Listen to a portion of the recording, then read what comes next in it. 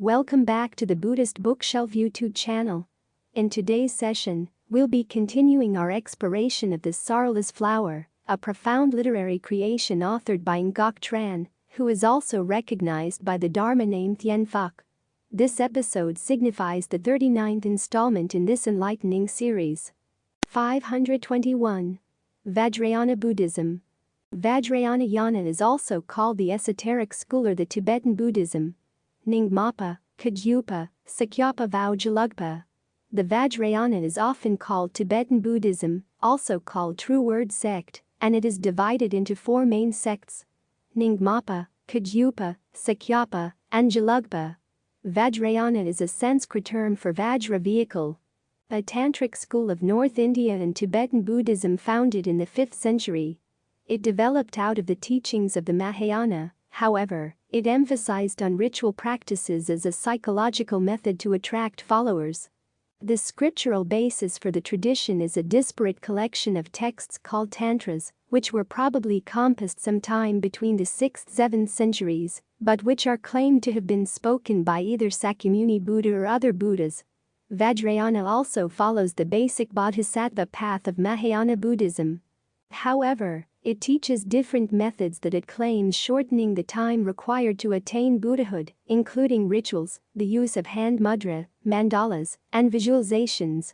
A central practice is deity yoga, in which the meditator visualizes him or herself as a Buddha, possessing all the perfected qualities of a Buddha, and engaging in compassionate activities. The tradition emphasizes the secrecy and efficacy of its practices, and generally requires that one receive initiation from qualified guru before one enters onto the tantric path. Vajrayana became the dominant meditative tradition in Tibet and Mongolia, and is also found in East Asia in the schools of esoteric Buddhism, including the Chinese Chen Yun school in China and Vietnam, and the Japanese Shingon tradition. Sects of Vajrayana Buddhism in Tibet have many different branches. The Nyingmapa sect is the oldest Tibetan Buddhism, founded by Padmasambhava Guru Rinpoche in the 8th century, under the reign of King Trisong Detsen, 742–797. The Kagyupa sect was founded by Marpa Chakyi Lodro, 1012–1099, a famous Tibetan translator in the 11th century, and his outstanding disciple Milarepa, 1040–1123, in the 12th century. The Sakyapa sect was founded by the Tibetan translator Dragmi Sakyayesh, 992–1074, in the 11th century. The Jalugpa sect, the youngest and largest among the schools of Tibetan Buddhism, was founded by Thingkapa, 1357–1419, or Zhu Rinpoche in the 14th century. 522. Mahayana Sastra. Treatise on the awakening of faith in the Mahayana. Mahayana work from the 5th or 6th century, which explains the basic notions of the teaching on the awakening. This is one of the most important book for Zen. The Sastra was composed by Asvaghosha, Basic Doctrines and Practices in Mahayana. Mahayana Sastra is divided into 5 chapters. Treatise on the awakening of faith was composed for the following reasons mentioned below. First, in order to free all beings from suffering. Second, to spread the true teaching. Third, to support those on the path. Fourth, to awaken faith in beginners. Fifth, to show means from remaining free from bad influences. Sixth, to teach proper methods of meditation. Seventh, to present the advantages of reciting the name of Amitabha. Eighth, to provide an introduction to dhyana. Ninth, explanations of the most important Mahayana terms. 10th, exposition of the Mahayana on the threefold nature of the essence of the mind, on enlightenment and non-enlightenment, and on ignorance, presentation of the proper methods leading to enlightenment, refutation of the false teaching and preconception, as well as on the merit and virtues of a bodhisattva. 11th, for Mahayana practices, for development of faith through the practices of generosity, discipline, patience, exertion, wisdom, and samatha vipassana. 12th, to show advantages of Mahayana practices. 523. 3 types of beings who can tread the path of the Mahayana. According to the Srimaladevi Sutra, Three types of beings who can tread the path of the Mahayana. These are people who always aim at the ideal of the Bodhisattva, which it contrasts with the Arhat, the ideal of the Hinayana. It considers the Arhat to be selfish, because the Arhat path leads to nirvana for oneself alone, while the Bodhisattva strives to bring all sentient beings to salvation. In other words, these people always wish to save all beings. First, those who realize the most profound wisdom or prajna. Second, those who realize wisdom through hearing the teaching. Third, those who cannot realize supreme wisdom, but have devout faith in the Tathagata. 524. The principle of causation. According to Prof. Junjiro Takakusu in the Essentials of Buddhist Philosophy, all schools of Mahayana believe in the principle of causation. The theory of causation by Dharmadhatu is the climax of all the causation theories. It is actually the conclusion of the theory of causation origination, as it is the universal causation, and is already within the theory of universal immanence, pansophism, cosmotism, or whatever it may be called. The causation theory was explained first by action influence, but as action originates in ideation, we had, secondly, the theory of causation by ideation store. Since the ideation store is the repository of seed energy must originate from something else, we had, thirdly, the causation theory explained by the expression matrix of the thus come, Tathagata Garbha, or thusness. This curious term means that which conceals the Buddha. Because of concealment it has an impure side, but because of Buddhahood it has a pure side as well. It is a synonym of thusness, tathava or tathata, not tattva equals thisness or thatness, which has in its broadest sense both pure and impure nature. Through the energy of pure and impure causes, it manifests the specific character of becoming as birth and death, or as good and evil. Thusness pervades all beings, or better, all beings are in the state of thusness. Here, as the fourth stage, the causation theory by Dharmadhatu, universe, is set forth. It is the causation by all beings themselves and is the creation of the universe itself, or we can call it the causation by the common action influence of all beings. Intensively considered, the universe will be a manifestation of thusness or the matrix of Tathagata, thus come. But extensively considered, it is the causation of the universe by the universe itself and nothing more. These definitions on the principle of causation are based on the interpretation of Prof. Junjiro Takakusu in the Essentials of Buddhist Philosophy. Conditioned things arise from the secondary causes, in contrast with arising from the primal nature or Buddhatatha, Tanjok. Second, everything arises from conditions and not being spontaneous and self-contained, has no separate and independent nature. Third, Buddhism does not give importance to the idea of the root principle or the first cause as other systems of philosophy often do, nor does it discuss the idea of cosmology. Naturally, such a branch of philosophy as theology did not have grounds to develop in Buddhism. One should not expect any discussion of theology from a Buddhist philosopher. As for the problem of creation, Buddhism is ready to accept any theory that science may advance, for Buddhism does not recognize any conflict between religion and science. Fourth, according to Buddhism, human beings and all living things are self-created or self-creating. The universe is not homocentric, it is a co-creation of all beings. Buddhism does not believe that all things came from one cause, but holds that everything is inevitably created out of more than two causes. The creations or becomings of the antecedent causes continue in time series, past, present and future, like a chain. This chain is divided into 12 divisions, and is called the 12-division cycle of causation and becomings. Since these divisions are interdependent, the process is called dependent production or chain of causation. The formula of this theory is as follows. From the existence of this, that becomes, from the happening of this, that happens. From the non-existence of this, that does not become, from the non-happening of this, that does not happen. 525. The principle of true reality. According to Prof. Junjiro Takakusu in the Essentials of Buddhist Philosophy, thusness is the ultimate foundation of Buddhist thought concerning the real state of all that exists. It is natural for people to seek first the innermost essence among the outward appearance of all things, or to seek an unchanging fact among many changing things.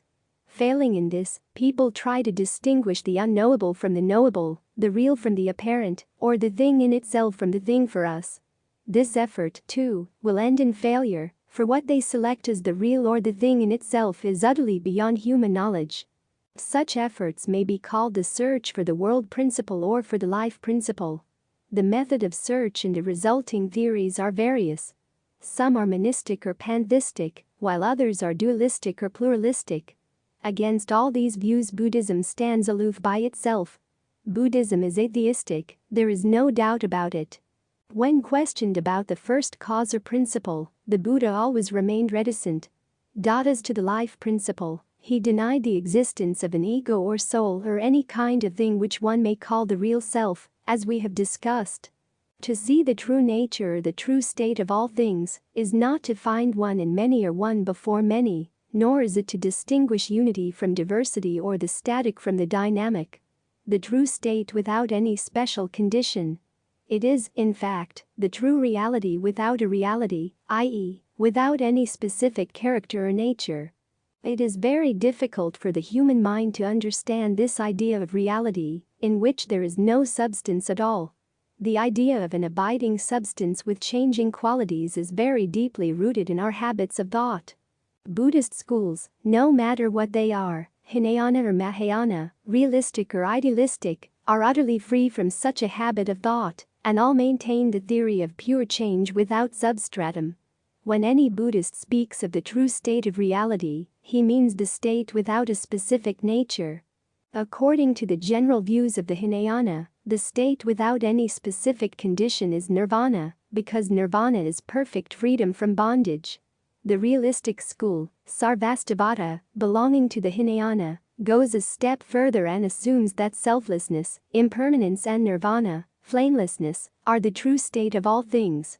Nihilistic school, Satyasiddhi, holds that all things, matter and mind, are void or unreal, and that nothing exists even in nirvana. The Mahayana teaches, on the other hand, that the truth can be discovered only by negative views of becoming, and, on the other hand, holds that true perfection can be realized negatively in the denial of the illusory and causal nature of existence. The Reith school of the Mahayana thinks that the ideal world, or the world one and true, is without any independent individual. The Lotus school identifies the manifested state as it is, and the true entity immanent in nature. On the whole, to see only the fact that a flower is falling is, after all, a one-sided view according to the theory of impermanence. We ought to see that immanent in the fact of a flower's falling there lies the fact of a flower's blooming, and also immanent in the blooming of the flower, there is the fact of its falling. Thus the opposition of falling, extinction, and blooming, becoming, is synthesized, and we form the view of reciprocal identification, which is an unbiased view of the mean, or middle path. This amounts to saying that we see an action in action and action in inaction, emotion in motion and motion in motion, calm in wave and wave in calm. We thus arrive at the true state of all things, i.e., the middle path. And this is what is meant by thusness or suchness. When the view is negatively expressed, it indicates the true negation or void, because any special state of thing is denied altogether. Such is considered to be the ultimate idea of Buddhist philosophy. When the ultimate principle is considered from the universal point of view, it is called the realm of principle, Dharmadhatu, but when it is considered from the personal point of view, it is named the matrix of thus come or thus gone, Tathagata Garbha. Other ways of expressing this same idea are the Buddha nature, Bodhata or Buddha Svabhava, and the spiritual or law body, Dharmakaya. These are all practically synonymous. Without knowing the principle of thusness or void in the highest sense of the word, one can in no way understand the Mahayana doctrine. The word void in its highest sense does not mean nothingness but indicates devoid of special conditions or unconditioned. 526. The principle of totality. According to Prof. Junjiro Takakusu in the Essentials of Buddhist Philosophy, totality means a complete combination. The totality means the absolute in the relative and vice versa. the identity of apparent contraries, perfect harmony among all differences. As in water and waves. Waves are one with waves, and water is one with water, and water and wave are one. As in affliction, passion, and enlightenment. As in transmigration of life and death and nirvana. As in life and death. All are of the same fundamental nature, all are Bhuttadatta is all. 527. The principle of perfect freedom. To understand Buddhism properly, we must begin at the end of the Buddha's career. The year 486 BC or thereabouts saw the conclusion of the Buddha's activity as a teacher in India. The death of the Buddha is called, as is well known, nirvana, or the state of the fire blown out. When a fire is blown out, nothing remained to be seen. So the Buddha was considered to have entered into an invisible state, which can in no way be depicted in word or in form. Just prior to his attaining nirvana, in the Sala Grove of Kusinagara, the Buddha spoke to his disciples to the following effect. Do not wail, saying our teacher has passed away, and we have no one to follow. What I have taught, the Dharma, ideal, with the disciplinary, Vinaya, rules, will be your teacher after my departure. If you adhere to them and practice them uninterruptedly, is it not the same as if my Dharma body, Dharmakaya, remained here forever? In spite of these thoughtful instructions, some of his disciples were expressing a dissenting idea even before his funeral. It was natural, therefore, for the mindful elders to think of calling a council of elders in order to preserve the orthodox teaching of the Buddha. They consulted King Ajatasattu, who at once ordered the 18 monasteries around his capital to be repaired for housing the members of the coming council of Rahagriha. When the time arrived, 500 selected elders met together. Ananda rehearsed the Dharmas, sutras, while Upali explained the origin of each of the Vinaya rules. There was no necessity of rehearsing the Vinaya rules themselves, since they had been compiled during the Buddha's lifetime for weekly convocation for confessions. At the council, a fine collection of the Dharma and the Vinaya was made, the number of sutras was decided, and the history of the disciplinary rules was compiled. The result of the elders' activity was acknowledged as an authority by those who had a formalistic and realistic tendency. There were, however, some who differed from them in their opinion. Purana, for instance, was skilled in preaching. Purana was in a bamboo grove near Rahagriha during the council, and, being asked by some laymen, is said to have answered, "The council may produce a fine collection, but I will keep to what I heard from my teacher myself." So we may presume that there were some who had idealistic and free-thinking tendencies. 528. 5 periods and 8 teachings of the Thien Phuc school. In the centuries that followed the Buddha's death, various attempts were made to organize and formulate his teachings. Different systems appeared, basing themselves on the recorded scriptures, each purporting to express the Buddha's intended meaning from the time of his enlightenment until his nirvana. The reason of his teachings of different sutras is for the benefits of many different living beings, but the purpose of his doctrine was always the same. 5 periods and 8 teachings of the Thien Phuc school is a classification of the Buddha's teachings from the standpoint of the Thien Phuc sect, made by its Chinese founder Chi. The school of celestial platform of which doctrine is based on the Lotus Sutra and sees Nagarjuna as its first patriarch. This sect takes advantage of all expedients to practice to attain enlightenment. The classification of sutras and the teachings of Buddha into 5 periods, or 5 stages, and 8 teachings, 4 doctrines plus 4 methods of expounding them, represents an attempt to systematize the teachings of Buddha. 5 periods in which the Avatamsaka period lasted for 21 days, the Agama period for 12 years, the Vipulya period for 8 years, the Prajna period for 22 years, and the Nirvana period for 8 years. First, the time of the wreath, fresh milk of the Huayan. Buddha's first preaching. This period is called Avatamsaka, Hoangniam, for Sravakas and Pratika Buddhas. This period is divided into 3 divisions, each of 7 days, after his enlightenment, when he preached the content of the Avatamsaka Sutra. According to the Thien Phuc sect, the Avatamsaka Sutra was delivered by Sakyamuni Buddha immediately after his enlightenment. However, this is questionable because the Huayan Sutra is a Mahayana creation, The time of the wreath is not yet pure round because it includes the distinct doctrine. With this teaching, the Buddha awoke his disciples to the greatness of Buddhism. However, it was too profound for them to grasp, and most of his disciples did not understand the principal idea of the sutra, that the universe is the expression of the Absolute. Generally speaking, the first period was the time of wreath. The doctrine taught in this period was what the Buddha had conceived in his great enlightenment, i.e., the elucidation of his enlightenment itself. His disciples could not understand him at all, and they stood as if they were deaf and dumb. The second period is the time of the deer park, coagulated milk for the Hinayana. Second period, also called the time of the deer park. The 12 years of the Buddha's preaching of agamas in the deer park. The time of the deer park is only one-sided as it teaches only Hinayanistic views. Perceiving that his disciples were not yet ready for the teachings of the Avatamsaka Sutra, the Buddha next preached the early agamas to suit the people of the inferior capacity. His disciples were now able to follow his teaching and practiced accordingly in order to attain the fruition of arat or saintly position. This period is also called the time of inducement, or a period in which the people were attracted to the higher doctrine. In the period of the Agama Sutra. In this period, the Buddha did not teach the complete truth, but only what his disciples could understand.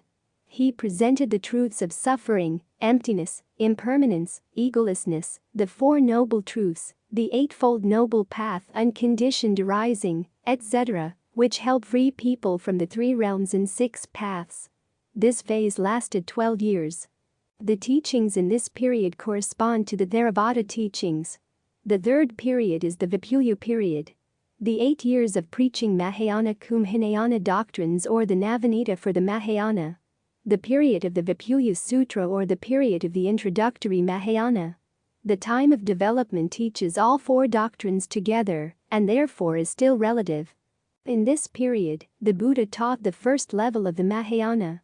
During this phase the Buddha refuted his disciples' attachment to the lesser vehicle and directed them toward provisional Mahayana.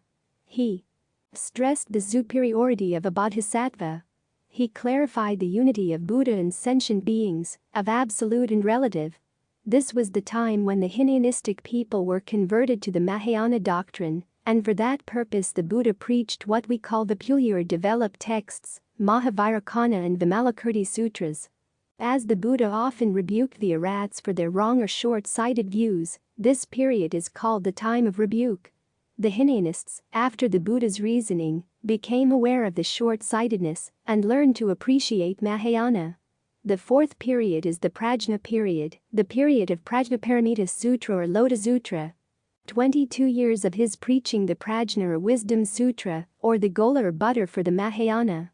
The time of wisdom mainly teaches the round doctrine, and yet is linked with the common and distinct doctrines. Therefore, it is not quite perfect or complete. The period in which the Buddha expounded a higher level of provisional Mahayana and refuted his disciples' attachment to the distinction between Theravada and Mahayana by teaching the doctrine non-substantiality or emptiness. He taught the teachings of Shunyata in the Prajnaparamita Sutra, and all the ideas of distinction and acquisition were mercilessly rejected. It is therefore called the tome of selection. During this period, the doctrine of void was taught, but the void itself was again negated. In the end everything reverts to the ultimate void. So the time of Prajna was also called the time of exploring and uniting of the dharmas, denying all analysis and unifying them all in one. The fifth period is the Nirvana period, the period of the Lotus and Nirvana Sutras. The Sarpamanda or clarified butter for the Mahayana. The 8 years of his preaching of Lotus Sutra, and in a day and a night, the Nirvana Sutra. The period of the Mahaparinirvana Sutra, also called the period of the Lotus Sutra. In this period, the Buddha taught directly from his own enlightenment, fully revealing the truth. He emphasized the absolute identity of all opposites, and the temporary and provisional nature of the 3 vehicles of Sravakas, Pratika Buddhas and Bodhisattvas. Then he taught how to validify and merge them into a single vehicle or ekayana or buddhayana. This period was also called the time of the lotus. Here the exploring or analyzing and the uniting of the doctrines are taught. The view that the three vehicles of hearers, self-enlightened ones and would-be Buddhas, can obtain saintly fruition, was only an exploring, a temporary teaching, but the three finally were united into one vehicle, or uniting. Thus the fifth period is especially called the time of opening and meeting. The object of the appearance of the Buddha was to save all beings, and that object can be accomplished only by the lotus. Therefore, the lotus is the ultimate doctrine among all the Buddha's teachings, and is the king of all the sutras. The time of the lotus alone is purely round and superlatively excellent, wherein the purpose of the Buddha's advent on earth is fully and completely expressed. The supplementary Nirvana Sutra summarizes that the Buddha had preached during his whole life, i.e., the three vehicles, and the four doctrines were dismissed by converting the three vehicles to one vehicle and combining the four doctrines with the one ultimate round doctrine. Thus, all teachings of the Buddha are absorbed finally into the lotus, which is considered by the Thien Phuc to be the supreme doctrine of all Buddhism. 8 methods or 8 doctrines are 8 methods or means used by the Buddha to teach sentient beings to cultivate. 8 teachings include sudden doctrine, gradual doctrine, esoteric doctrine, indefinite doctrine, Pitaka doctrine, common doctrine, specific doctrine, and perfect doctrine. The first kind of teaching is the instantaneous doctrine. A teaching which enables one to attain enlightenment immediately. It is usually associated with the Avatamsaka and Zen schools. Sudden teaching expounds the abrupt realization of the ultimate truth, without relying upon verbal explanations or progression through various stages of practice. Sudden doctrine is a direct teaching without reserve of the whole truth, i.e., the Avatamsaka Sutra. The sudden, abrupt doctrine, in which the Buddha preached what he had conceived without using any expediency, this is the time of the wreath. This sudden method or the method of the Buddhavatamsaka Sutra, which is to be used with the most talented students who understand the truth directly. Instantaneous or sudden doctrine is Dharma teachings which will lead to a fast awakening and enlightenment, such as Zen Buddhism, reserved for those at the highest level of cultivators. 6 Patriarchs, Huineng, views on sudden teaching. According to the Platform Sutra of the 6th Patriarch's Dharma Treasure, the 6th Patriarch, Huineng, taught. Good knowing advisors, when people of limited faculties hear this sudden teaching, they are like the plants and trees with shallow roots which, washed away by the great rain, are unable to grow. But at the same time, the prajna wisdom which people of limited faculties possess is fundamentally no different from the prajna that men of great wisdom possess. Hearing this Dharma, why do they not become enlightened? It is because the obstacle of their deviant views is a formidable one, and the root of their afflictions is deep. It is like when thick clouds cover the sun. If the wind does not blow, the sunlight will not be visible. Prajna wisdom is itself neither great nor small. Living beings differ because their own minds are either confused or enlightened. Those of confused minds look outwardly to cultivate in search of the Buddha. Not having awakened to their self-nature yet, they have small roots. When you become enlightened to the sudden teaching, you do not grasp onto the cultivation of external things. When your own mind constantly gives rise to right views, afflictions and defilement can never stain you. That is what is meant by seeing your own nature. Good knowing advisors, those of future generations who obtain my Dharma, should take up this sudden teaching. The Dharma door, including those of like views and like practice, should vow to receive and uphold it, as if serving the Buddhas. To the end of their lives they should not retreat, and they will certainly enter the holy position. In this way, it should be transmitted from generation to generation. It is silently transmitted. Do not hide away the orthodox Dharma, and do not transmit it to those of different views and different practice, who believe in other teachings, since it may harm them, and ultimately be of no benefit. I fear that deluded people may misunderstand and slander this Dharma door, and, therefore will cut off their own nature, which possesses the seed of Buddhahood for hundreds of ages and thousands of lifetimes. The second kind of teaching is the gradual or deliberate doctrine. Gradual or graded teaching, i.e., Agama and Nirvana Sutras. The Buddha utilized the gradual doctrine to induce people gradually into deeper thinking, using all sorts of measures, This is the time of the deer park, of development and of wisdom. The gradual doctrine teaches cultivators to gain enlightenment gradually from lower to higher levels, such as the Pure Land Dharma door. This gradual method or the method of Agama, Vipulya and Parinirvana Sutras. This method is utilized by the majority of people because it progresses from the elementary to more complex teachings. Gradual school refers to the notion that awakening is attained through a program of gradual training. Some people say it is associated with the northern school or Paitsung of Chinese Chan and is contrasted with the southern school or Nansung or southern teachings, which hold that awakening must be attained all at once, in a sudden flash of realization. Some other people say the gradual method of teaching by beginning with the Hinayana and proceeding to the Mahayana, in contrast with the immediate teaching of the Mahayana doctrine.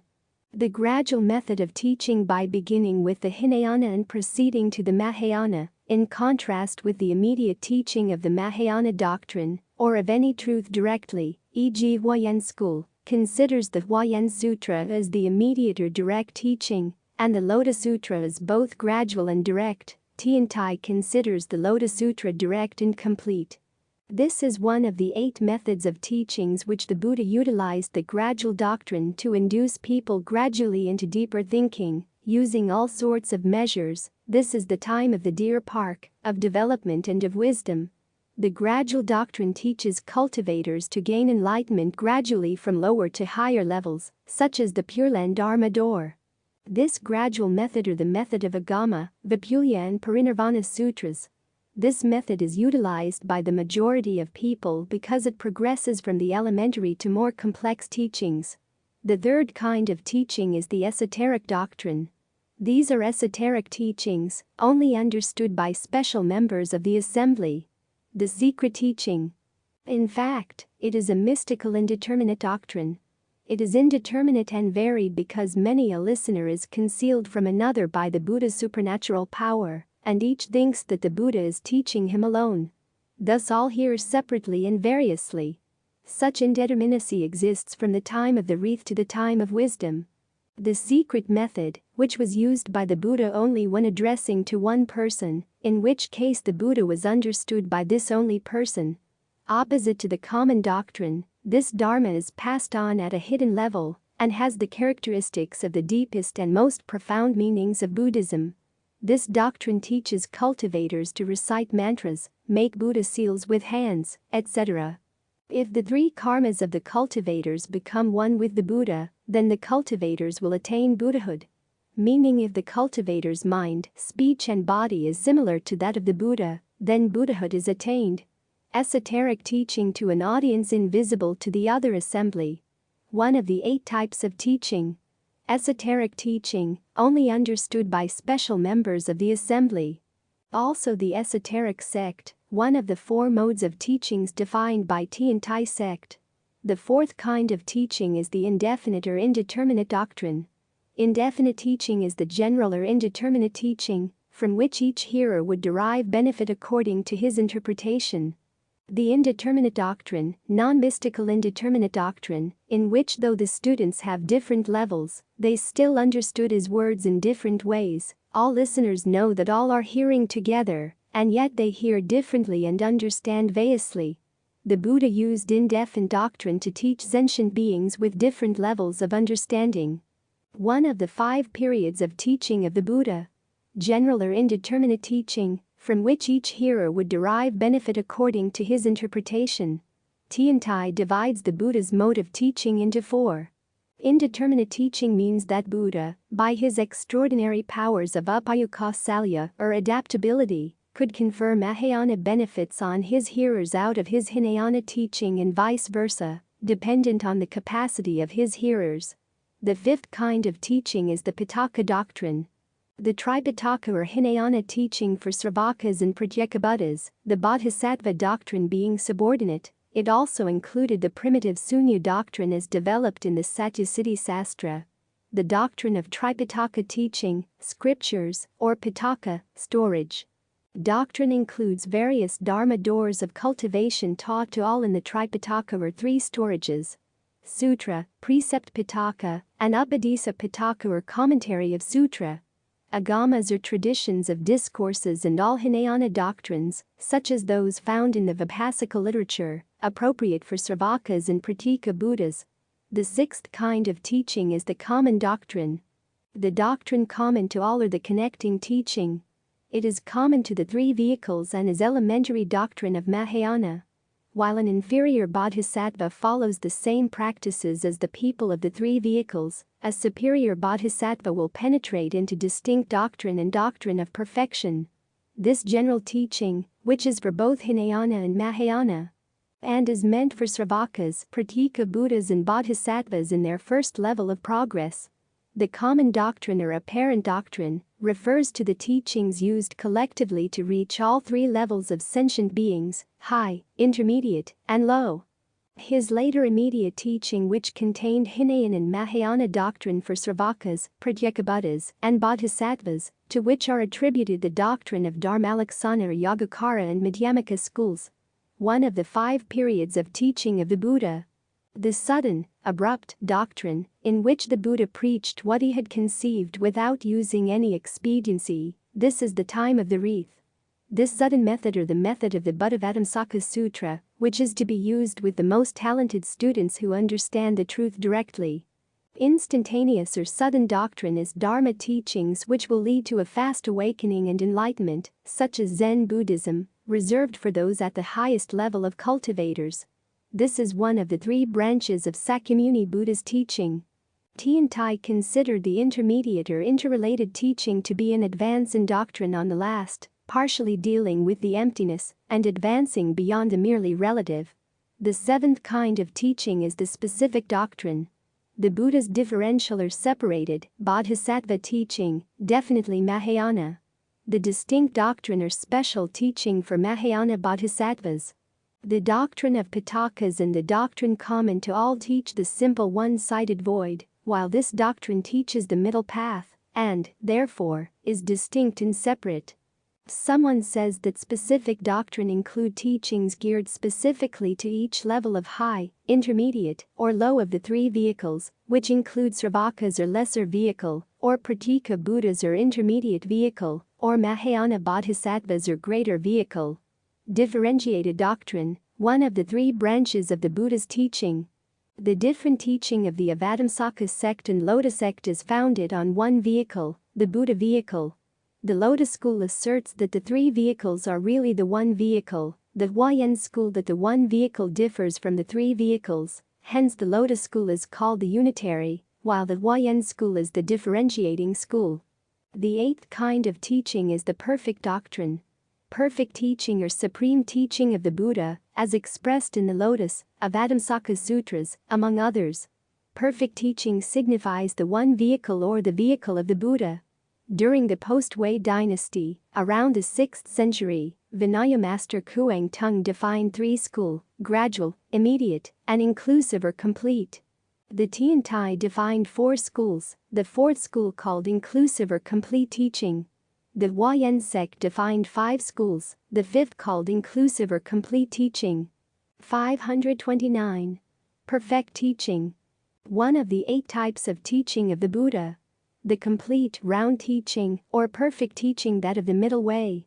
Round means perfection, all-pervading, all-fulfilling, all-permeating. The distinct doctrine teaches an independent and separate middle path, and a simple separate mean, while the round doctrine, the most complete and penetrating, which teaches the middle path of perfect permeation and mutual identification. Therefore, it is not a separate one-sided middle path, but the middle path is noumenon, perfectly harmonious, theoretically and practically.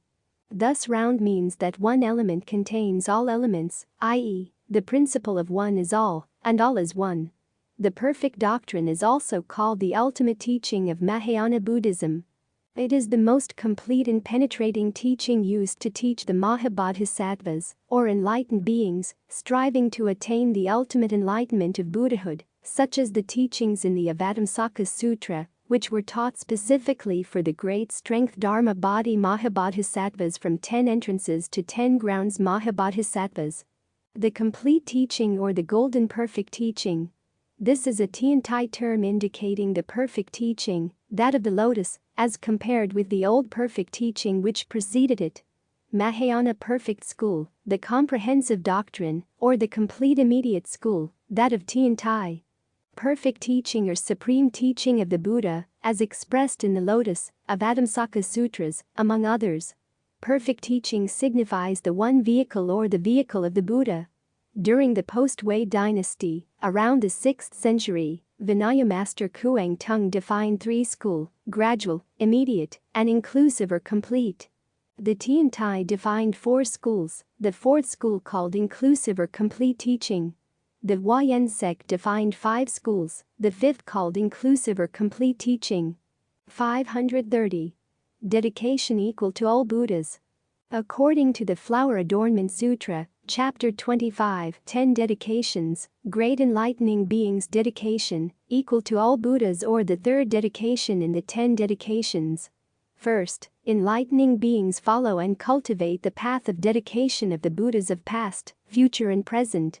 Second, when they practice and learn the path of dedication in this way, they perceive any objects of sense, whether pleasant or unpleasant, they do not conceive like or dislike, their minds are free, without faults, broad, pure, joyful, blissful, they are free from all sorrows and troubles, their minds are flexible, and their senses are pure and cool. Third, when enlightening beings cultivate dedication of roots of goodness, they gain such peace and bliss, they become even more determined, dedicating their determination to the Buddhas with these thoughts.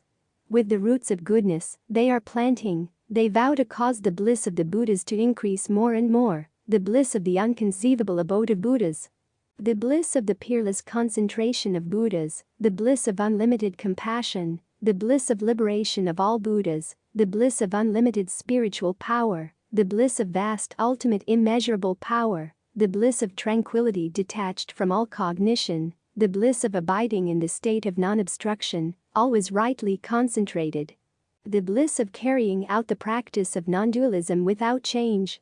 Once great enlightening beings have dedicated their roots of goodness to the Buddhas, they also dedicate these virtues to the enlightening beings to cause those who have not fulfilled their vows to fulfill them, to cause those whose minds are not yet pure to attain purity, to cause those who have not fulfilled the ways of transcendence to fulfill them, to cause sentient beings to settle in the indestructible will for enlightenment.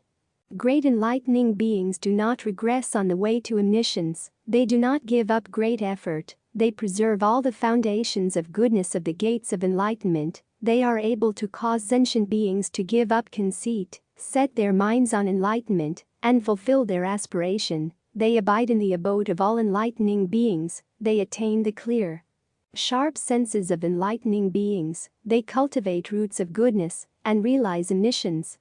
Having thus dedicated their roots of goodness to enlightening beings, they then dedicate them to all sentient beings, wishing that the roots of goodness of all sentient beings, even the slightest, even seeing a Buddha, hearing teaching, or respecting holy mendicants, but for the time of a finger snap, wishing all be free from obstruction, wishing they reflect on the completeness of Buddhas, wishing they reflect on the techniques of the teaching, wishing they reflect on the nobility and importance of the community, wishing that they not be separated from vision of the Buddha, wishing their minds become pure, wishing that they attain the qualities of Buddhahood, wishing that they build up immeasurable virtue, wishing that they purify spiritual powers, wishing that they give up doubts about the truth, wishing that they live according to the teaching.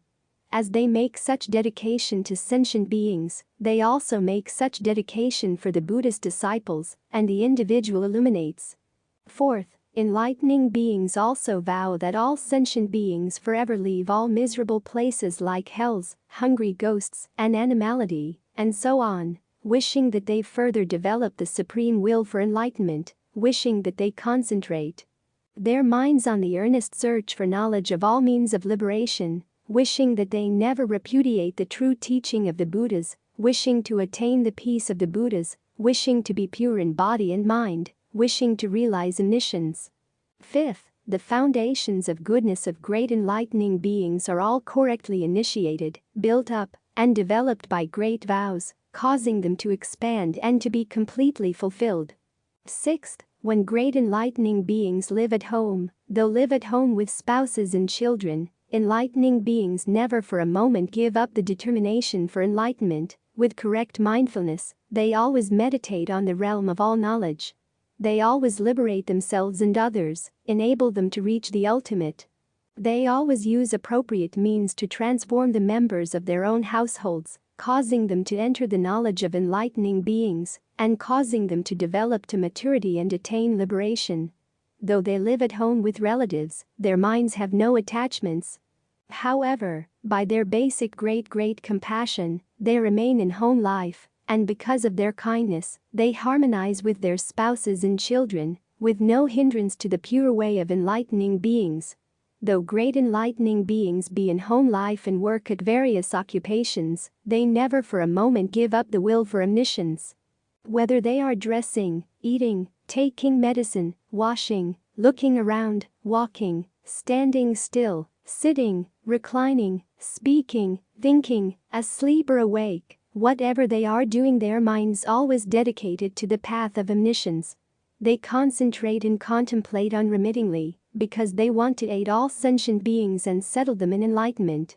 For the sake of all sentient beings, with immeasurable great vows, great enlightening beings embody countless great truths of goodness, diligently cultivate virtues, save everyone, forever divorce arrogance and indulgence, proceed surely toward the state of omniscience, never conceiving any intention of turning to another path, always contemplate the enlightenment of all Buddhas. Forever abandon all impure ways, cultivate practice of what all enlightening beings learn, encounter no obstruction on the path of omniscience, stand on the ground of knowledge. They are devoted to recitation and learning, collect roots of goodness by means of immeasurable knowledge. Their minds have no affection for any mundane realm, they are not obsessed with what they practice, they wholeheartedly accept and hold the principles of the Buddha's teachings. Though they are living at home, they cultivate and internalize roots of goodness in every way, cause them to grow, and dedicate them to the unsurpassed enlightenment, which is the essence of the Buddhas.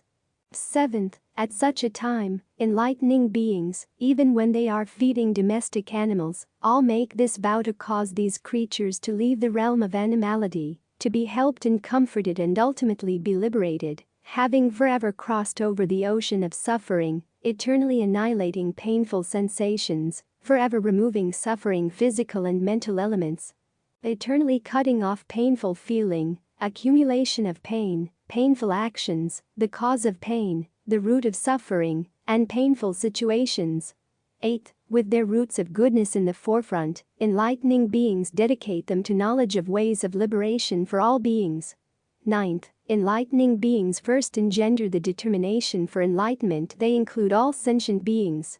They cultivate the foundations of goodness and dedicating them to all sentient beings to cause all sentient beings to leave the plane of birth and death, to cause them to attain the unhindered bliss of the enlightened, to cause them to emerge from the ocean of afflictions, to cause them to practice the path of the Buddha teachings, to fill everywhere with kindness, to cause sentient beings to have vast powers of compassion, to cause them all to attain pure bliss, to cause sentient beings to preserve foundations of goodness, to cause sentient beings to draw near to the qualities of Buddhahood, to cause sentient beings to leave the realms of demons and enter the realm of Buddhas, to cause sentient beings to cut off the seeds of mundanity and plant the seeds of enlightenment, to cause sentient beings to abide in the truth which is equal in all times.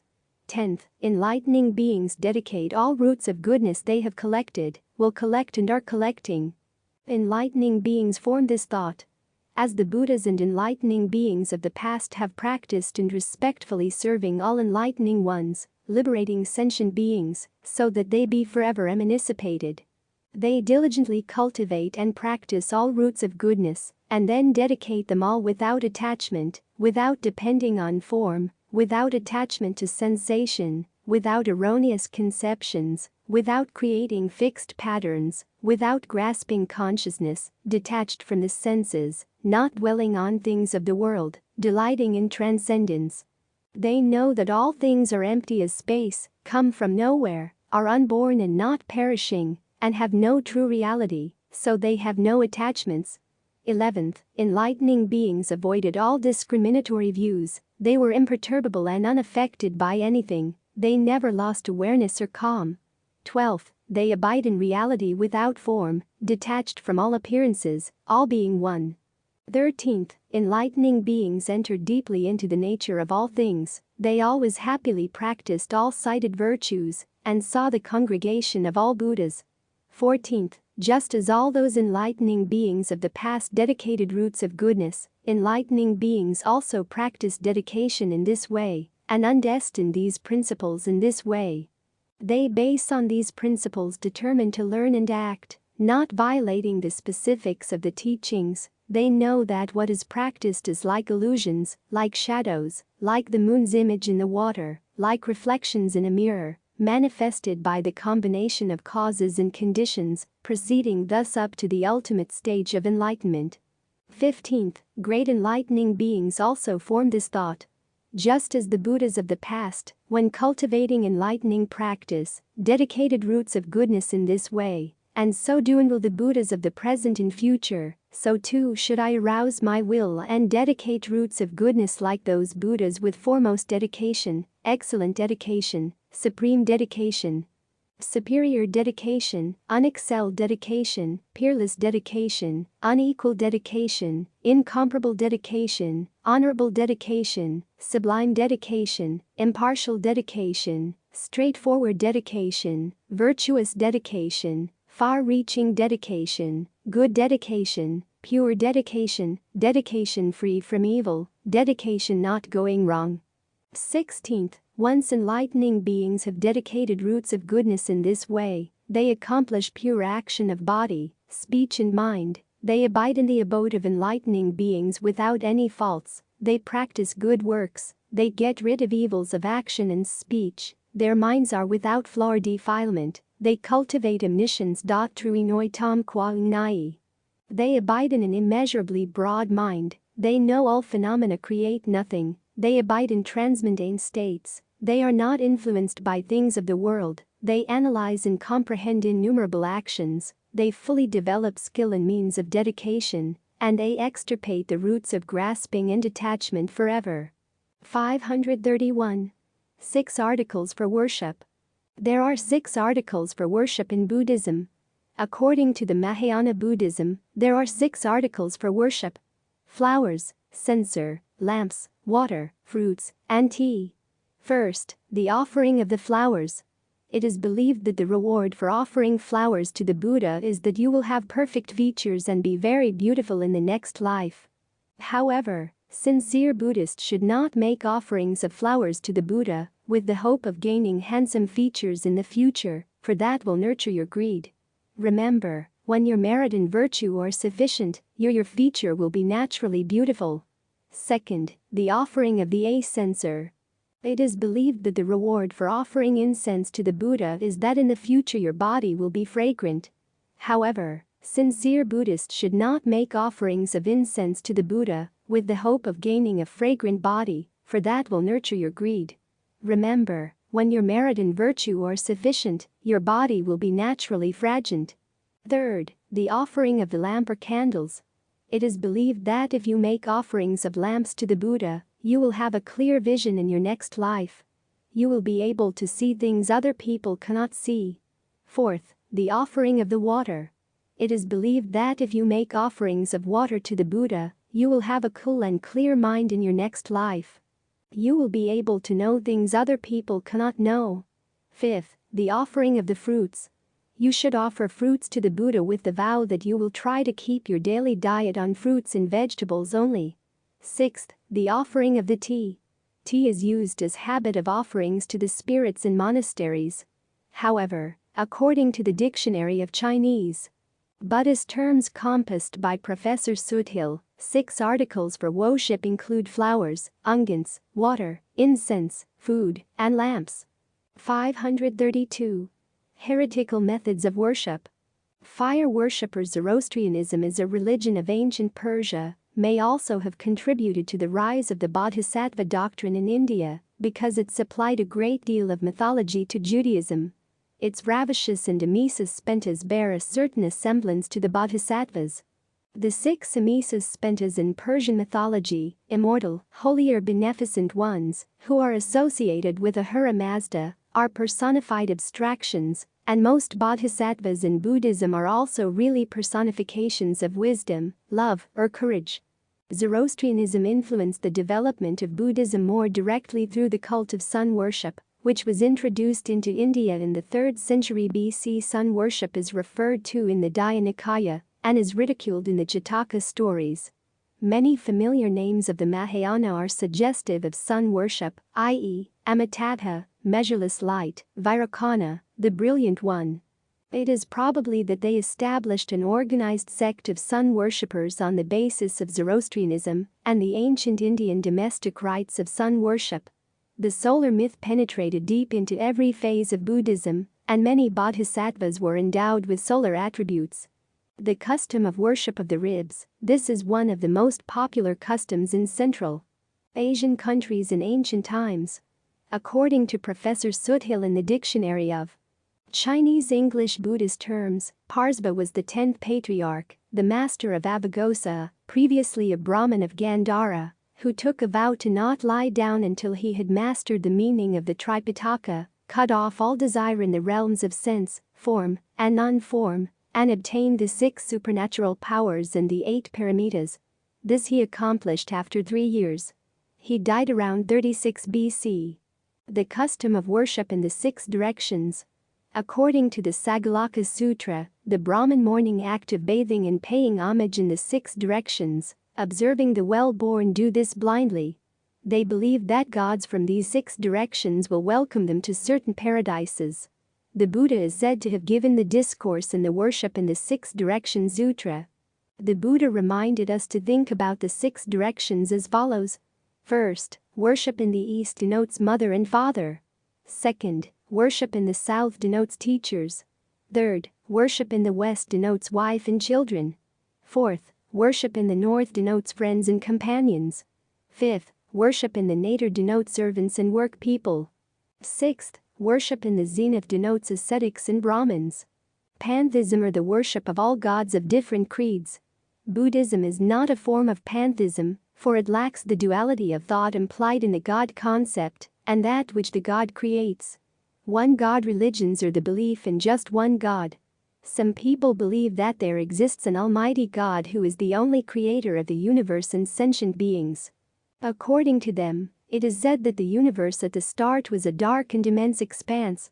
God with his supernatural powers and magic created within 7 days the sun, moon, stars, earth, water, mountains, vegetation, man, and animals. On the 7th day of creation, God breathed into the dust of the earth to create Adam. He also created Eve by breathing into some dust mixed with the rib of Adam. They were told to dwell in the Garden of Eden as husband and wife. But after they had eaten the forbidden fruit of the tree of knowledge of good and evil, they were evicted from the garden and condemned to live on earth as originators of mankind. From that time, mankind had to suffer from the original sin.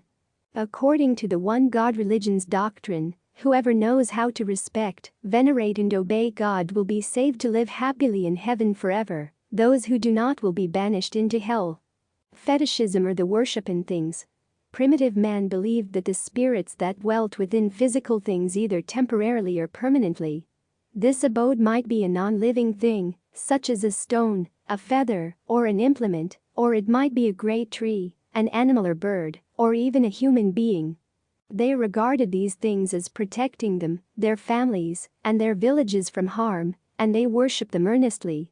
According to Buddhist point of view, it is odd to worship such an animal, plant or non-living thing, and to pray to it. Such things should not be worshipped and prayed to, but should be freely put to practical use by people for the promotion of their happiness. For example, the sun is an absolute necessity for men's existence, but Buddhists should always remember that the sun is only a thing, not a god.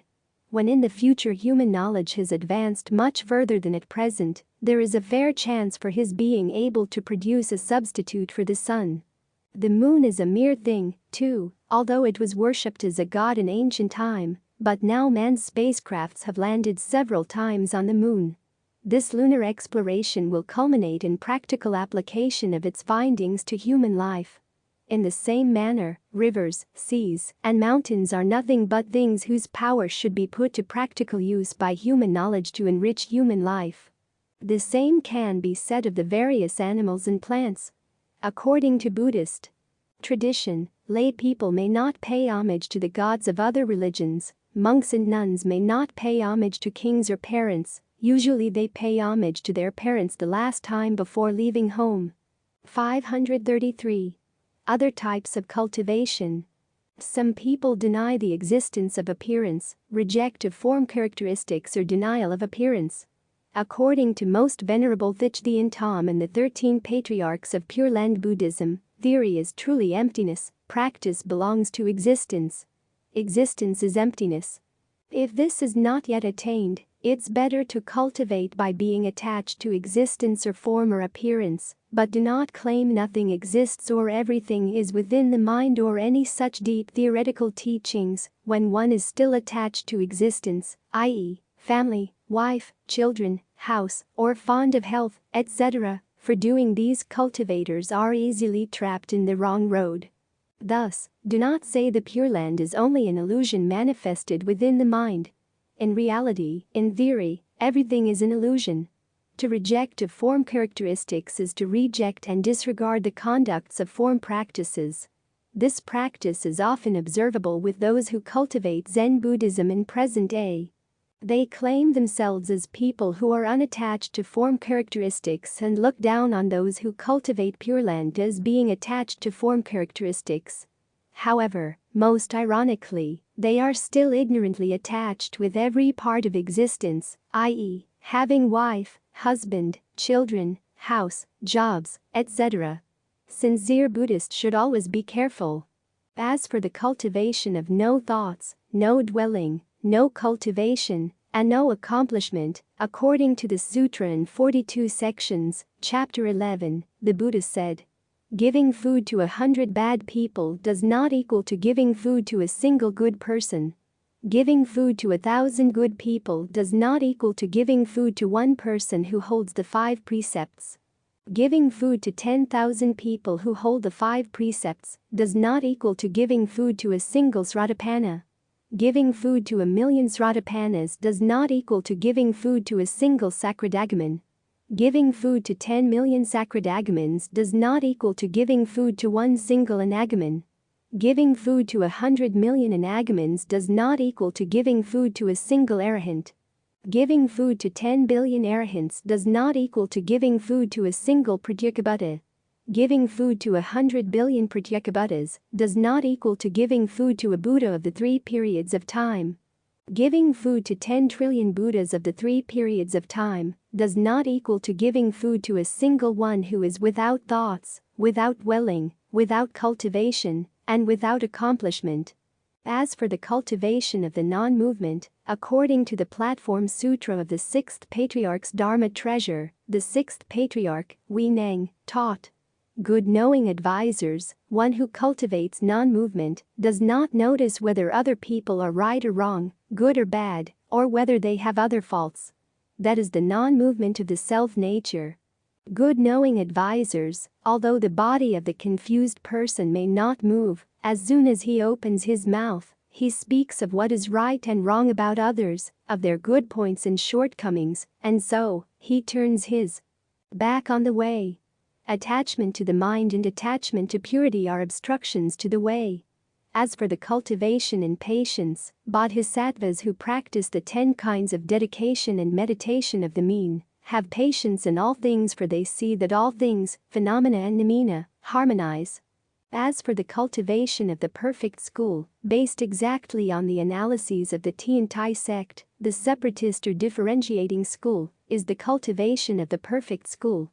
When the bodhisattva reaches the stage of the transference of merit, he has reached the stage of cultivation of the perfect nature and observance, according to the perfect school. Besides, there are still 4 serious matters in any cultivator's life. First, the cultivation of the mind. The Buddha taught, when the mind is still, all realms are calm. Therefore, the issue of certainty is a determination of our future Buddhahood. Second, the cultivation of the action, karma, can be previous or present karma. However, most Venerable Thien Phuc, a famous Zen master in recent Vietnamese Buddhist history, confirmed that cultivation means transformation of karma. Therefore, no matter what kind of karma, from previous or present, can be transformed. Third, the cultivation of the cause, hedu. Try to zealously cultivate so that we establish no causes. Ancient sages always reminded that bodhisattvas fear causes, ordinary people fear results. Even though we are still ordinary people, try to know to fear causes so that we don't have to reap results. Fourth, the cultivation of the conditions, pratyoya. Conditions are external circumstances.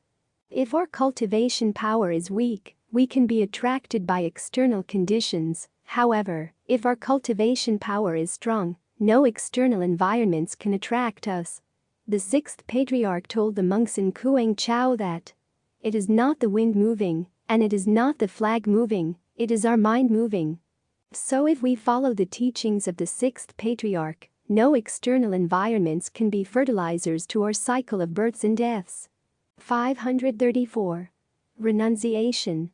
Renunciation means to leave home and family or to get out of a family, and to become a monk or a nun. To leave one's home and family in order to join the Buddhist community to become a monk or nun, in contrast with staying home, which means the life of a layman. To enter monkhood, monastic life or the order. Ordination in Buddhism is initiation into the Buddhist order, Sangha, in the presence of witnesses and self-dedication to monastic life. In ancient time, people who truly cultivated the way did live in cottages and tilled the land to support themselves. They certainly did not rely on external conditions. They lived in thatched cottages to cultivate because they wanted to eliminate greed. They even lived in seclusion to perfect their virtuous conduct. At the time of the Buddha, the sons of the elders at Vesali came to Rahula's place and bowed to salute him, saying, "Rahula, you are the Buddha's son and left the throne to search for truth. What advantage derives from leaving home?" Rahula then spoke of the advantage of earning merits that so derive. Vimalakirti came and said, "Rahula, you should not speak of the advantage of earning merits that derive from leaving home." Why? Because home leaving bestows neither advantage nor good merits. Only when speaking of the worldly way of life can you talk about advantage and merits. For home leaving is above the worldly, and the transcendental is beyond advantage and merits. Rahula, home leaving is beyond thisness, thatness and in between, is above the 62 wrong views, and abides in the state of nirvana. It is praised by all wise men and practiced by all saints. It overcomes all demons, liberates from the 5 realms of existence, purifies the 5 kinds of eyes, helps realize the 5 spiritual powers and sets up the 5 spiritual faculties, releases from earthly grievances, keeps from varied evils, derived from a mixed mind, frees from the unreality of names and terms, gets out of the mud of defilement, relieves from all bondages. Wipes are the duality of subject and object and all responsiveness and disturbances. It gives inner joy, protects all living beings, dwells in serenity and guards against all wrongs. If all this can be achieved, this is true home leaving. Vimalakirti then said to the sons of the elders, "During this period of correct Dharma you should leave home to join the Sangha." Why? Because it is very difficult to have the good fortune of living in the Buddha age. The sons of the elders replied, "Venerable Upasaka, we have heard the Buddha said that one cannot leave home without the consent of one's parents." Vimalakirti said, "Yes, it is so, but you will really leave home the moment you develop a mindset on the quest of supreme enlightenment, Anuttara Samyak Sambodhi, which completes your home leaving." At that time, all the 32 sons of the elders developed the Anuttara Samyak Sambodhi mind. To shave one's hair is the first step in renunciation. While most people want to have beautiful hair and spend lots of time and money on hairstyles, Buddhist monks and nuns shave their heads. They are no longer concerned with outward beauty, but with developing their inner beauty. Monks and nuns are easy to recognize with their shaven heads. The time they would have spent on caring for their hair is spent on more important activities like meditating or chanting sutras. To shave the hair, following Sakyamuni, who cut off his locks with a sharp sword or knife to signify his cutting himself off from the world. So the reason why monks and nuns shave their heads because monastics need to renounce all the mundane desires and other longings in order to achieve purity, to be free from delusions, to remove hindrances, and to enter the way of practice. Once they shave their heads, they can easily be distinguished from those who have not joined the Sangha. In the daily life of work and religious practice, the monks and nuns conduct themselves properly and with Buddhist discipline. Each day begins early for monks and nuns. Long before the sun rises, they attend morning ceremonies and recite parts of the Buddha's teachings. Later on, there may be a period of meditation and study. Members of the Sangha have many responsibilities to fulfill, despite leading simple lives. They work very hard and are happy with the work they do. In addition, during the day, they go about the villages to teach the Dharma. When they go back to the monastery to write Buddhist books and to make Buddha images, they take care of the temple and garden. They prepare for ceremonies in the monastery. Besides, they give advice to the laity and help with community projects for the elderly and the sick. There are more chanting and meditation sessions and talks on the teachings of the Buddha in the evenings. Monks and nuns may give talks. They choose not to take evening meals, but use the time instead for study or meditation. For everybody, especially the novices, at first it was hard to get up early and sit in meditation, but they will gradually adapt themselves to the daily activities in a monastery.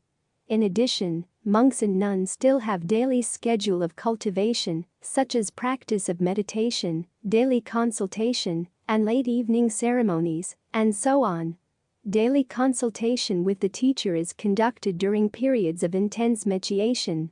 Brief but to-the-point discussion with the spiritual master can not only trigger insight in the student, but also gives the teacher the opportunity to access and validate the student's experiences in meditation. Having a direct and profound personal relationship also provides for the mind-to-mind transmission of Dharma experience from teacher to student. The Buddha always advised his disciples, "You renounce what is not yours. Name is not yours, so you should renounce it. Material is not yours, so you should renounce it. Body is not yours, it is compassed by the five aggregates, so you should renounce it. Even the mind is not it is one of the five aggregates, so you should renounce it." In the Dharmapada Sutra, the Buddha taught, "Wearing a yellow saffron robe with an impure mind. What will the robe do if truthfulness is lacking and discipline or self-control is denied?" Dharmapada 9. He who drops all stain, stands on virtue, learns discipline and speaks the truth. Then the yellow robe will fit him. Dharmapada 10. A mendicant who delights in earnestness, who looks with fear on thoughtlessness, cannot fall away, advances like a fire, burning all his fetters both great and small. Dharmapada 32. A mendicant who delights in earnestness, who looks with fear on thoughtlessness, cannot fall away, he is in the presence of nirvana. Dharmapada 33. As a bee, without harming the flower, its color or scent, flies away, collecting only the nectar, even so should the sage wander in the village. Dharmapada 49. He who strictly adorned, lived in peace, subdued all passions, controlled all senses, ceased to injure other beings, is indeed a holy Brahmin, an ascetic, a bhikshu. Dharmapada 142. The worst taint is ignorance, the greatest taint. O bhikshu, cast aside this taint and become taintless. Dharmapada 243. A man who only asks others for alms is not a mendicant, not even if he has professed the whole law. Dharmapada 266. A man who has transcended both good and evil, who follows the whole code of morality, who lives with understanding in this world, is indeed called a bhikshu. Dharmapada 267. Not only by mere morality and austerities, nor by much learning, nor even by serene meditation, nor by secluded lodging, thinking I enjoy the bliss of renunciation, which no common people can know. Dharmapada 271. Do not be confident as such until all afflictions die out. Dharmapada 272. It is good to have control of the eye, it is good to have control of the ear, it is good to have control of the nose, it is good to have control of the tongue. Dharmapada 360. It is good to have control of the body, it is good to have control of speech, it is good to have control of everything. A monk who is able to control everything is free from all suffering. Dharmapada 361. He who controls his hands and legs, he who controls his speech, and in the highest, he who delights in meditation, he who is alone, serene and contented with himself, he is truly called a bhikshu. Dharmapada 362. The bhikshu who controls his tongue, who speaks wisely of the Dharma, who is pure and humble, his speech is indeed sweet. Dharmapada 363. That bhikshu who dwells in the Dharma, makes the Dharma his own garden, who delights in the Dharma, who meditates on the Dharma, will never fall away from the pure path. Dharmapada 364. Let's not despite what one has received, nor should one envy the gain of others. A monk who envies the gain of others does not attain the tranquility of meditation. Dharmapada 365. Though receiving little, if a bhikshu does not disdain his own gains, even the gods praise such a monk who just keeps his life pure and industrious. Dharmapada 366. He who has no thought of I and mine for whatever towards his mind and body, he does not grieve for that which he has not, he is indeed called a bhikshu. Dharmapada 367. A bhikshu who abides in loving kindness, who is pleased with the Buddha's teaching, will attain to a state of peace and happiness, and emancipate from all conditioned things. Dharmapada 368. When you empty the water in this boat, it will move faster. In the same manner, if you cut off passion and hatred in yourself, you will reach nirvana faster. Dharmapada 369. He who cuts off 5. Lust, hatred, ignorance, egoism, doubt, renounces 5. Attachment to form, to formless, to conceit, to restlessness and ignorance, cultivates 5 more. Faith, effort, watchfulness, concentration, wisdom. A monk who escapes from the 5 fetters, lust, hate, delusion, pride, false views, is called one who has crossed the flood. Dharmapada 370. Meditate, monk. Meditate. Be not heedless. Do not let your mind whirl on sensual pleasures. Don't wait until you swallow a red-hot iron ball, then cry, "This is sorrow." Dharmapada 371. There is no concentration in one who lacks wisdom, nor is there wisdom in him who lacks concentration. He who has both concentration and wisdom is near nirvana. Dharmapada 372. A monk who has retired to a lonely place, who has calmed his mind, who perceives the doctrine clearly, experiences a joy transcending that of men. Dharmapada 373. He who always reflects on the rise and fall of the aggregates, he experiences joy and happiness. He is deathless. Dharmapada 374. A wise monk must first control the senses, practice equanimity, follow discipline as laid down in the sutra. Dharmapada 375. Let him be cordial in his ways and refined in behavior, he is filled with joy and make an end of suffering. Dharmapada 376. You should cast off lust and hatred, just as the jasmine creeper sheds its withered flowers. Dharmapada 377. The monk whose body is calm, whose mind and speech are calm, who has single-mindedly, and who refuses the world's seductions, baits of the world, is truly called a peaceful one. Dharmapada 378. Censure or control yourself. Examine yourself. Be self-guarded and mindful. You will live happily. Dharmapada 379. You are your own protector. You are your own refuge. Try to control yourself as a merchant controls a noble steed. Dharmapada 380.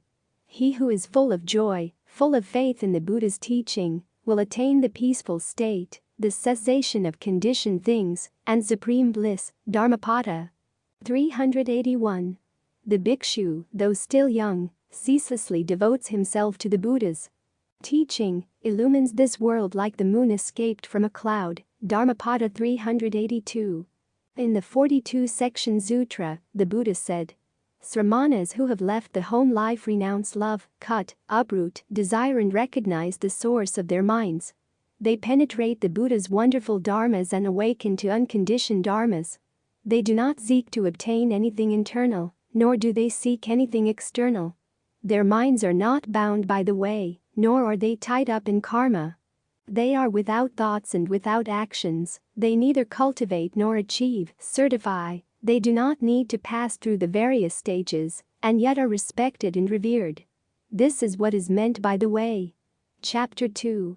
By shaving their heads and beards, they become Sramanas who accept the dharmas of the way.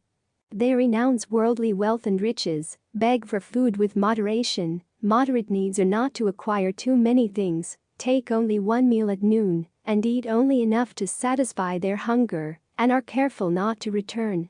Craving and desire are at the roots of what cause people to be stupid and confused, obscured. Chapter 3. A sramana who practices the way should not be like an ox turning a millstone, because an ox is like one who practices the way with his body, but his mind is not on the way. If the mind is concentrated on the way, one does not need the outer practices of the body. Chapter 40. One who practices the way is like an ox that carries a heavy load through deep mud. The work is so difficult that he dares not glance to the left or right. Only when he gets out of the mud he is able to rest. Likewise, the sramana should look upon emotion and desire as deep mud, and with an undeviating mind, he should recollect the way. Then he can avoid suffering. Chapter 41. I look upon royal and official positions as upon the dust that floats through a crack. I look upon the treasures of gold and jade as upon broken tiles. I look upon clothing of fine silk as upon coarse cotton. I look upon a great thousand-world system as upon a small nut. I look upon the door of expedient means as upon the transformations of a cluster of jewels. I look upon the unsurpassed vehicle as upon a dream of gold and riches. I look upon the Buddha way as upon flowers before my eyes. I look upon Zen Samadhi as upon the pillar of Mount Sumeru. I look upon Nirvana as upon being awake day and night. I look upon deviancy and orthodoxy as upon the one true ground. I look upon the prosperity of the teaching as upon a tree during 4 seasons. Chapter 42. This is the end of this video. As you already know, Buddha emphasized the importance of generosity supporting the spread of the Dharma for spiritual growth. We can cultivate this virtue in our digital age. Now I need your help spreading the Buddha teaching further by subscribing, liking, and sharing our channel. You're supporting the dissemination of valuable teachings, much like this Sangha was supported in the past. Your engagement accumulates positive karma for you and helps make the Dharma accessible to a wider audience, a meritorious act indeed. Let's do this with pure intentions, free from attachment and selfishness, fostering a sense of community and supporting our own spiritual journey. These principles, rooted in Buddhist ethics, continue to guide us. You will receive great blessings for supporting the propagation of Buddha's teachings in a very simple way. By subscribing, liking, and sharing to help spreading the Buddha teaching to all human beings. Wishing you and your family always have a peaceful and happy life.